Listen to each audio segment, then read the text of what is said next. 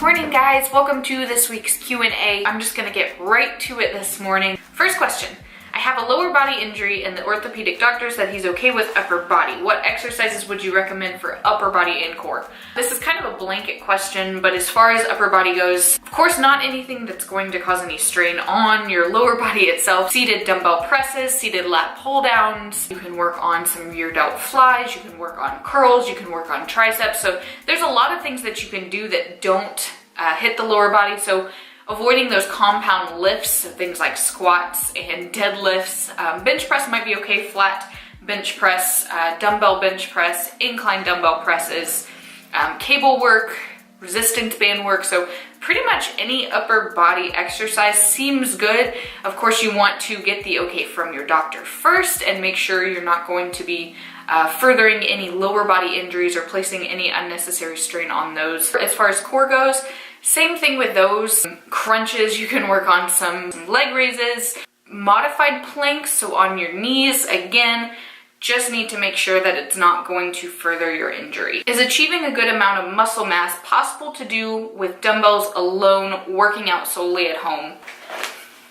At-home workouts are great. They are great for a lot of beginner type exercises and workouts, as long as you're increasing the weights and getting stronger over time, and as long as you're in an environment where that can be possible. Increasing muscle mass is going to come from this. So gaining muscle mass, gaining lean muscle comes from progressive overload. This comes from adding more weight and adding more volume over time.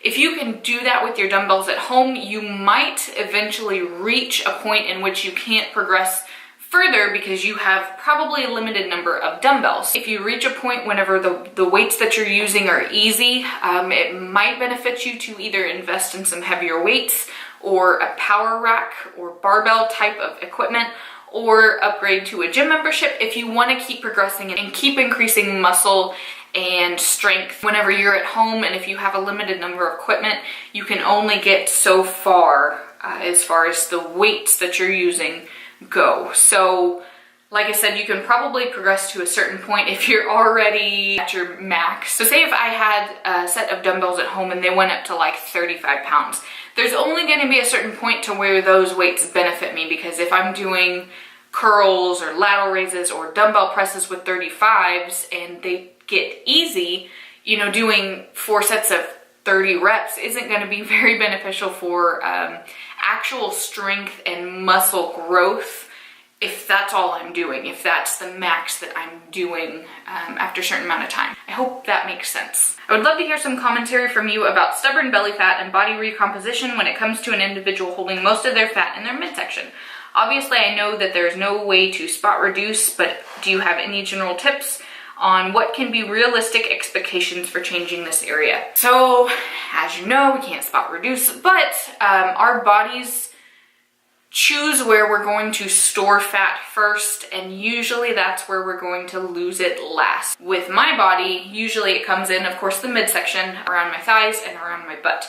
And that's the first place that I see it, and it's always the last place to lean out. When it comes to body recomposition, this is essentially changing your overall body composition through increasing your metabolism and increasing your lean muscle mass. What I would recommend as far as recomp and changing your midsection area is to go through periods of cutting and reverse dieting.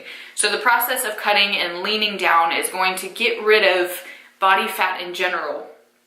And of course, this comes with the caveat that you want to start at a good place with your intake and with your workout. So you don't want to start out dieting from 1,500 calories because you can only cut so far without going insane and probably binging out after a few weeks. And you don't want to start your diet on already doing, cardio 6 days a week, because if that's your starting point, you only add from there and you're going to shoot yourself in the foot eventually. So you want to make sure that you're starting at a good place for a cut, and you want to cut down for a good amount of time. I'd say maybe 8 to 12 weeks or so, just depending on how aggressive you want to get and how long you want to go for. And then from that time, you want to increase that intake again. So you're starting at this new lower body fat percentage. Your midsection will look different. You're going to be leaner. You're going to have a good amount of muscle mass. Slowly get that metabolic rate back up while keeping as close to this new body fat as possible. And then once you get up to a good amount, you want to maintain for a bit and then go through that process again. So you're going to be starting your next cut possibly at higher calories at a lower body fat percentage, and then you cut back down again. So over time, your body fat, and especially that midsection, I can guarantee is going to change. Even as you put fat back on, when we go through processes of leaning down and reverse dieting, our body actually stores fat in different places. So I noticed that although I do gain most of my fat in this area first, I have noticed that it's not as dense in each place. I feel like I still look leaner because it's more evenly distributed throughout my body versus just one place.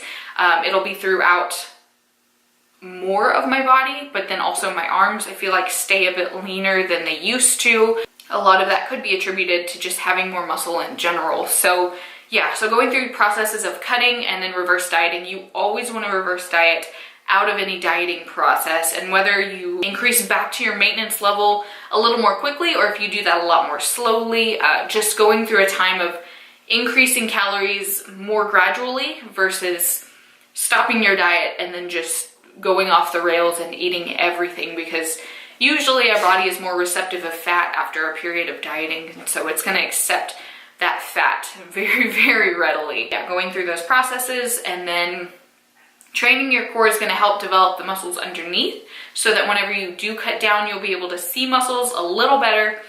But this varies from person to person. You can do all the crunches in the world and still not have genetically defined abs. But of course you can sure as heck try. Brady, we gotta film now. Okay. All right, guys, so for this last question, this is more a question from me to my husband here, Matthew. He's been with me through 2 preps, mini diets, and so I thought that maybe he could offer some advice for any of you guys or anybody out there that has a significant other that is dieting or going through a prep. So, Matthew, my question, what advice do you have for significant others who are going through a diet or a prep? Yes. Well, a lot of it is just patience. I mean, that's truly what it is. And so if you really love the person, right, I mean, you're going to go through it, possibly even with them, which is kind of what I did for some of the parts. I mean, I didn't stick to it as true as she did. Obviously, like, I'm not trying to cut. I'm not trying to look great for the stage or anything like that, even though I obviously do. I tried, I tried to stick with it. I would, do some cardio. I went to the gym with her, did most of the video and just kind of like played around on some machines and stuff. But I mean, that's really just all it is to it. Just kind of that empathetic, just kind of going along with it. Very patient feel to everything. I mean, you just have to kind of be a husband or be a significant other, I'll say.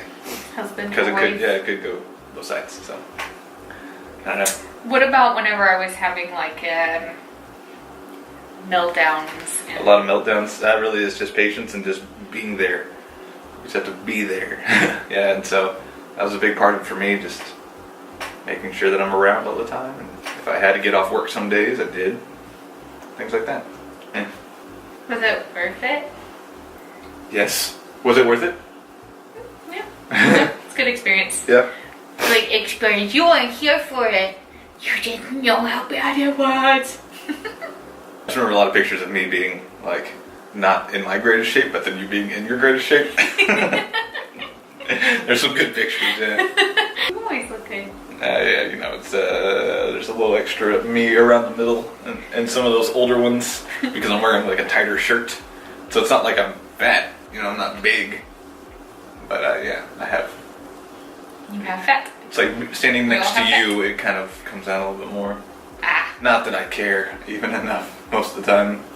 I just think it's funny to mention. But Yeah. no, most of it's just patience and just being there. It's just a lot of time spent with the other person.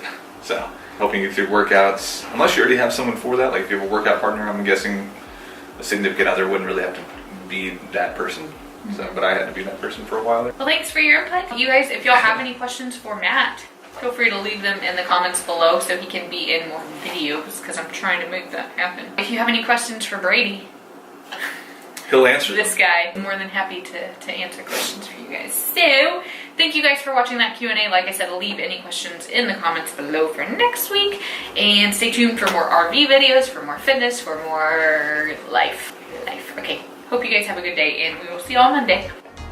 Hey, Brady. Oh my goodness. Cuddles. Yeah.